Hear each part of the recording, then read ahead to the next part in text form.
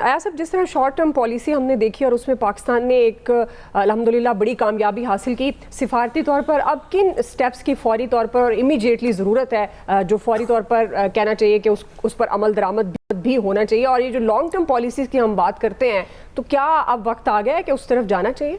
सबसे बड़ी ज़रूरत जो इस वक्त है उसकी उस्मान शाहिद साहब ने बड़े अच्छे तरीके से उसको एलेबोरेट कर दिया, right man for the right job.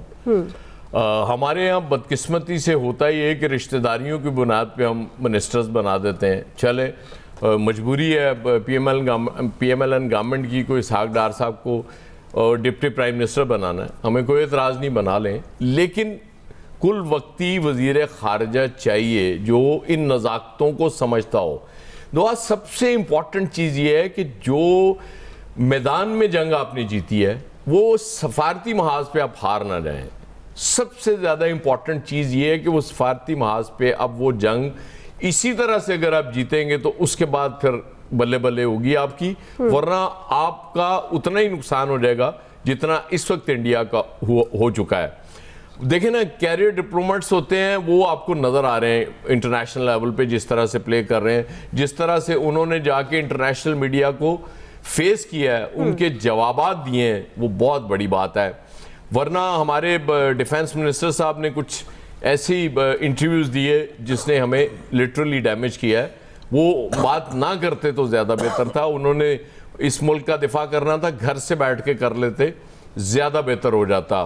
मसला वही है कि हमें अब इन चीज़ों को, और फिर हमारे जो पुराने डिप्लोमेट्स हैं जो और जो वो उससे फॉरेन ऑफिस से मुंसलिक रहे हैं लोग, जो एक्सपर्ट्स हैं, उनको भी साथ लेके चलना पड़ेगा, उनसे मशवरे करने चाहिए, उनसे पूछा जाए कि ये मामलात को लेके हमने अब आगे कैसे बढ़ना है। देखें, कोई अक्ल कुल नहीं होता, ये विजडम, कलेक्टिव विजडम जो होती है ना, वो एक जाके फिर पॉलिसी बनाती है। अब फिलहाल ये मेरा और वो तेरा, इससे निकलें आप कि जी ये मतलब हमारा बंदा बड़ा अच्छा है। इख्तलाफी बात अगर कोई बंदा आके करता है ना तो वो ज़्यादा फ़ायदामंद होती है, समझ आती है कि हमें इस तरफ नहीं जाना चाहिए। अगर आप सारे येस मैन बुला के बिठा देते हैं, फिर आप वो जैसे कहते जाते हैं वो कहते हैं जी बिल्कुल यही ठीक है, यही पॉलिसी होगी। और यही इंडिया का भी सबसे बड़ा मसला बना है कि मोदी साहब किसी की सुनने के लिए तैयार नहीं थे। उनकी एयरफोर्स के हाई अप्स ने उनसे कहा कि हम अभी लड़ने की पोजीशन में नहीं है, आप ना जाएं इस तरफ, लेकिन वो नहीं माने क्योंकि उनके भूत सवार था। आपके कायद तो सुनते हैं सबकी, सवार था। आप मेरे कायद तो खैर आजकल बोल नहीं रहे ना, वो एक ही बयान उसके बाद नहीं, आपके दो कायद है ना, वो छोटे कायद है, छोटे कायद की बात वो इस वक्त प्राइम मिनिस्टर है। बड़े कायद, अब देखें ना, बड़े कायद को वो क्रेडिट देने की कोशिश की जा रही जी कि सारा ऑपरेशन उनकी निगरानी में हुआ।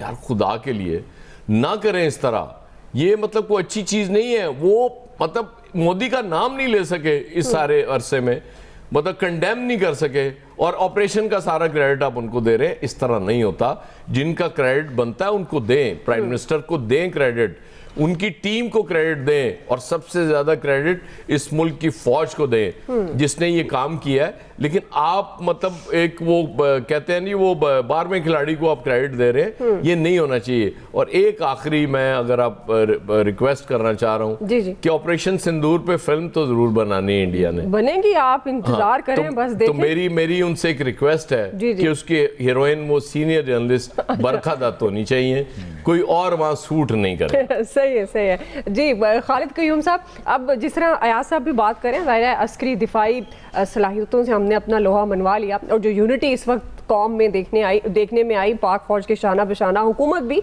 सब साथ खड़े थे। तो ये अब असल इम्तिहान ये होगा कि टेबल पर जाकर हमें ये जंग उसी तरह से जीतनी है और कामयाबी के साथ जीतनी है। देखिए कि फ़ौज पाकिस्तान के साथ पूरी कौम जो है वो यकजहती का इजहार किया, उस पूरी कौम साथ खड़ी थी, और पूरी कौम ने फ़ौज पाकिस्तान के साथ मिलकर इंडिया को शिकस्त दी।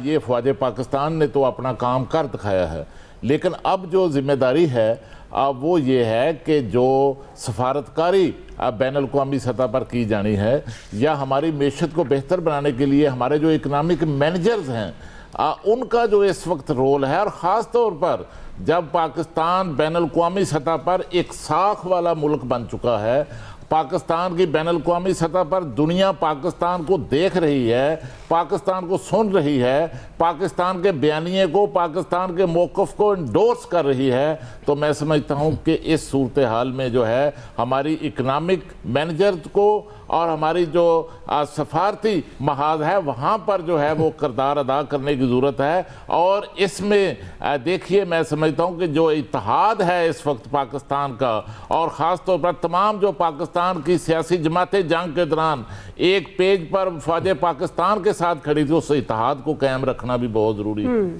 और इसमें देखिए कि माजी में जब नवाज शरीफ साहब वज़ीर आज़म पाकिस्तान थे, तो उस वक्त जब पाकिस्तान पर बैनुल-अक़वामी सतह पर ख़तरात सामने आए, तो उस वक्त की जो अपोजिशन लीडर थी मोहतरमा बेनज़ीर भुट्टो, उनको कौमी असम्बली की तमाम तर इख्तलाफात और बदतरीन महाजराई के बावजूद कौमी असम्बली की जो फॉरेन अफेयर्स कमेटी थी उसका चेयरपर्सन मुंतखब किया गया, उनको बाहर भिजवाया गया। यहाँ तो एपीसी की बात होती रही। अगर हम थोड़ी सी अपनी पॉलिटिक्स की बात कर लें तो वो भी मुमकिन नहीं हो सकी, तो फिर किस तरह से इस इत्तेहाद को बरकरार रखा जा सकता है? ये तो हमने फिर दिफाई अस्करी मतलब फौजी अपनी सरहदों पर हमारे जिस तरह से फोर्सेस मुत्तहिद नजर आए और उन्होंने ये जंग जीती, तो लेकिन आपके ख्याल में जो इत्तेहाद की आप बात करें वो फिर क्या कैसे होगा? देखिए, मैं समझता हूँ कि इस जंग के दौरान आपने देखा कि पीपल्स पार्टी के चेयरमैन बिलावल भुट्टो जरदारी ने, वो हुकूमत में शामिल तो नहीं थे, लेकिन उन्होंने बैनुल-अक़वामी मीडिया के सामने पाकिस्तान का पूरा केस पेश किया।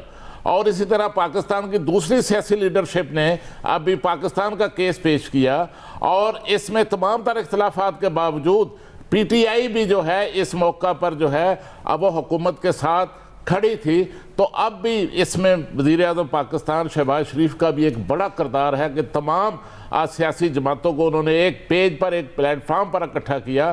तो अब फिर मैं समझता हूँ कि तमाम सियासी जमातों को पार्लियामेंट के अंदर जो मौजूद हैं, उन जमातों पर की जो क़यादत है उनको भी सफारती महाज पर मुतहरक करने की ज़रूरत है। और ख़ास तौर पर अब एक और मौका है इस वक्त कि पूरे मुल्क के अंदर तमाम सियासी जमातों के दरमियान एक नए चार्टर ऑफ डेमोक्रेसी की भी ज़रूरत है, एक चार्टर ऑफ इकानमी की भी ज़रूरत है, क्योंकि पाकिस्तान ने जो कामयाबियां हासिल की हैं, इन कामयाबियों को कायम रखने की ज़रूरत है। पाकिस्तान को मजबूत करने के लिए अब जो भारत है वो कभी भी जो है उस पर इत्मीनान नहीं किया जा सकता, ख़ास तौर पर नरेंद्र मोदी पर इत्मीनान नहीं किया जा सकता। वो मुस्तकबिल में, फ्यूचर में भी कोई ऐसी हरकतें कर सकता है। तो हमें अपने दफा को भी मजबूत रखना है, हमें मुल्क के अंदर सियासी इस्तेहकाम भी पैदा करना है, मुल्क के अंदर मुआशी इस्तेहकाम भी पैदा करना है।